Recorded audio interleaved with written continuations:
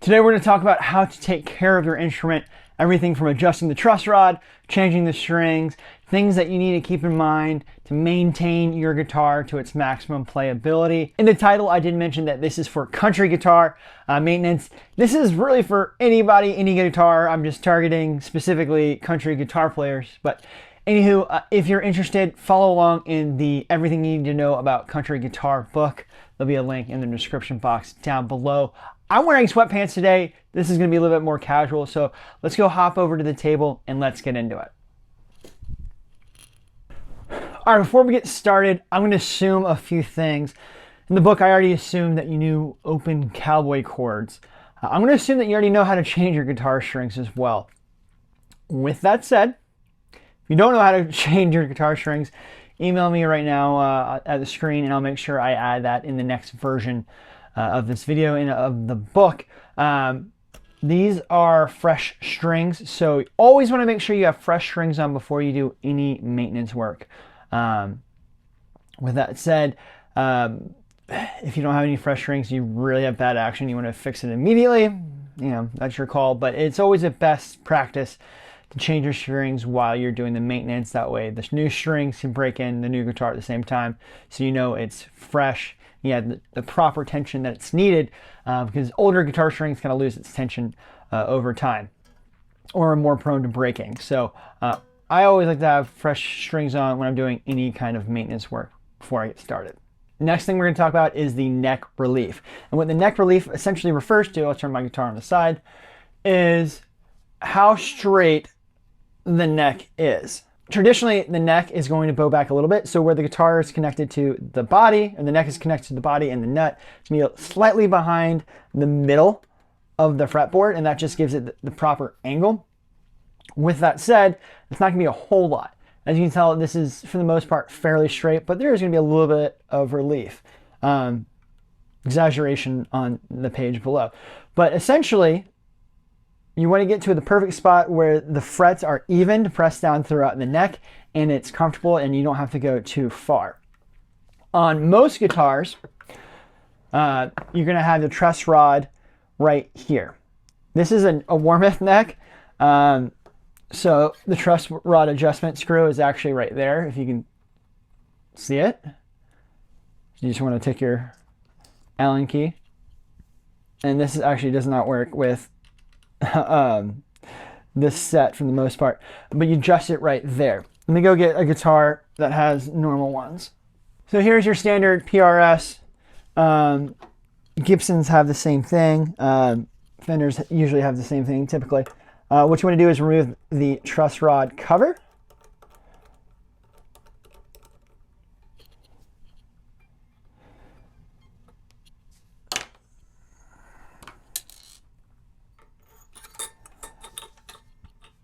And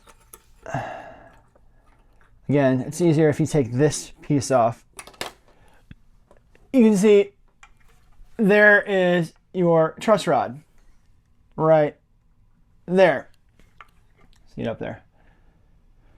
Now for PRSs, you need a certain tool, but essentially, see if I can do it here.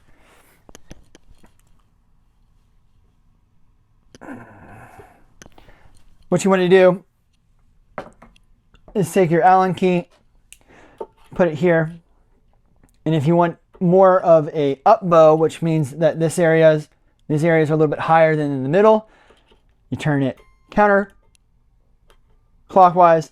And if you want more of a back bow, which means you're trying to put the middle part a little bit higher, and the middle part, I mean kind of all of this area closer to the strings, you want to turn it clockwise. Only do this really at like half turn increments at most. And you want to make sure you tune every time you make slight adjustments. And this is going to bring your guitar action a little bit higher or lower, depending on which way you go, make your guitar more comfortable to play or get rid of that string buzz. So this is probably one of the more challenging things to do with the maintenance side of things.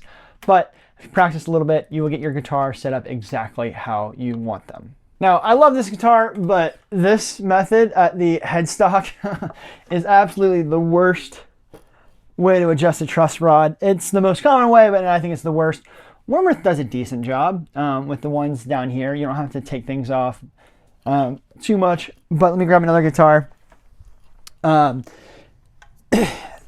This is more prominent on higher end Fenders in particular, and certainly like Ernie Ball. This is an Ernie Ball Richardson 6 Sterling, I guess, not an Ernie Ball, but you know, whatever. And you can tell it has it down here, which is really cool. So all you have to do is put it down there and go, you know, clockwise or counterclockwise. I think this is the coolest way and easiest way to adjust your neck relief, and I wish most guitars had them. And it seems like more and more guitars are going this way, but I think that's the best way manufacturers can set it up. But you know, it all really depends on your guitar that you have. As far as tools go, any real toolkit will work, and the tools that you have around your house. I have this thing called an iFixit. I use this both for electronics and my guitar. I keep it at my desk. It has everything that you would need from your standard guitar screws. I don't know if you can see that. Probably not. To your Allen keys, and it comes with this cool little driver. So I like using that. You can use whatever you want, but yeah, if you're interested, I'll leave this down below. You don't need it, but this is what I use. So first thing we're going to talk about is setting your intonation. The intonation essentially means the difference between the nut right here, as you can see on the screen, and the bridge. This is supposed to be 25.5 inches. It's a Fender Telecaster, so it needs to be that length. So what we want to set your intonation is we're looking for this 12th fret to be the same as the open string. So this is an E. This should also be an E. This is an A. 99.9 guitars, that will already be the case, but they might be off by a little bit of cents here and there. So the best way to do this is, if your Telecaster has this little thingamajig, you can take that off. You can see down here on the saddles, there are 3 screws on a Telecaster. On something like a Les Paul, it would be a little bit different. Other guitars, they might have 6 individual saddle screws. What you want to do is essentially tighten or loosen this depending on if you need to tune it up or tune it down to make sure that this string matches this string exactly. So for mine, yep, that one. So when you open this, if this note, the fretted note, is a little bit of flat, you want to drive the screw and the bridge that way towards the nut. And if this is sharp, you want to drive it that way, away from the nut. Do it in really small increments. Make sure you have your tuner nearby. So open string. All right, a little bit of flat. So I'm going to go retune each time until you get it right. Now I move on to the next string. This will ensure that the notes up the neck are in fact in tune. You might be in tune in your open E, open A, D, G, B, and E, your open strings, but the second you start fretting it, you'll notice that maybe they don't sound entirely correct. That's because your intonation is set wrong. So that's an easy way that you can set your intonation, something that you can do fairly easy at home without a whole lot of experience. Next, we're going to talk about setting your pickup height. As you can tell, I have 2 pickups on this Telecaster. I got the neck and we got the bridge. Most pickups, let me grab PRS as well, just so you can see for clarity's sake. Most guitars have 2 screws on each side of the pickup. You can see here, there's a screw there, there's a screw there, there's a screw there, there's a screw there. That is to adjust the pickup height. Telecaster is a little bit different. The neck pickup has those 2 screws. The bridge actually has 3 screws because it's set at an angle. So you have one here, and one here. Now what you want to do, if the guitar is a little too bright, you want to lower the pickups and to mellow it out a little bit. So what you want to do is take your screwdriver. It's actually the same for the most part as your bridge one. So you just throw it here And if you want to make it more mellow and less bright, rotate it that way. So like this.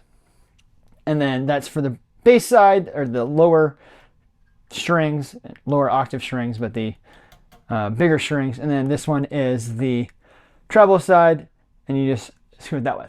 Alternatively, if you want to make it brighter, you go the other way. You go clockwise. And that's actually really easy to do on mine. I can almost do that with my finger. I should probably get a new screw for that. For the bridge pickup of Telecasters, this is going to be your treble side, this is going to be your bass side. You might want to play along with this just a little bit, just to make sure that it's kind of even. But adjust till your sound is how you like it. And make sure, for the most part, I like to set these pretty evenly. If anything, I like the bass, the neck pickup to be a little bit quieter than the treble, because I want the treble to really punch through if I'm soloing. And the bass side has a lot more bass in it, so you want to keep out those frequencies, because that's where the bass guitar lives. So I like to make, if anything, the treble a little bit hotter than the bass, but for the most part, I like to even them out. Next thing we want to talk about is keeping your guitar clean. This one is going to be, I don't know. I like, as you can tell here, there's some black spots on the maple neck. It looks like it's worn in more so than it is, mainly because modern guitars don't really wear in like they did in the 50s and 60s. So I kind of like the dirt and grime.